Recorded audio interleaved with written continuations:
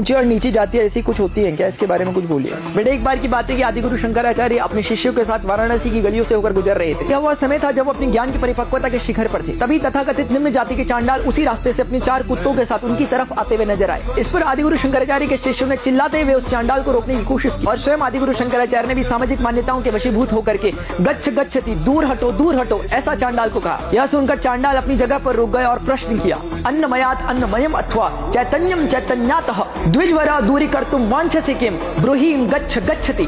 चांडाल कहते हैं, हे श्रेष्ठ ब्राह्मण, आप किससे किसको दूर होने को कह रहे हैं? क्या इस अन्नमय शरीर से उस अन्नमय शरीर को दूर होने को कह रहे हैं, या फिर इस चैतन्य रूपी आत्मा से उस चैतन्य रूपी आत्मा को दूर होने को कह रहे हैं? चांडाल के इस प्रश्न से शंकर स्तब्ध हो और इसके बाद चांडाल ने बड़ी विनम्रता और दार्शनिक तर्क के साथ प्रश्न किया, क्या गंगाजल में प्रतिबिंबित सूर्य और चांडाल की गलियों से निकलने वाले पानी में प्रतिबिंबित सूर्य अलग है? स्वर्ण कलश के भीतर का आकाश और मिट्टी के कलश के भीतर का आकाश क्या अलग है? और यदि भीतर का वास्तविक तत्व एक ही है तो कौन ब्राह्मण और कौन चांडाल? इस बोध के बाद आदिगुरु शंकराचार्य ने चांडाल को स्वयं भगवान शिव के रूप में देखा और उन्हें दंडवत प्रणाम किया। चांडाल द्वारा किए गए अद्वैत की इस अद्भुत मीमांसा के लिए मनीषा पंचकम या काशी पंचकम की रचना करी। बेटे संदर्भ में मुझे याद आती है निर्वाण षटकम की वो पंक्तियां, न मृत्युर्न शंका न मे जाति भेद पिता नेव मैनेव माता न जन्म न बंधुर्न मित्रं गुरुर्नैव शिष्यं चिदानंद रूपः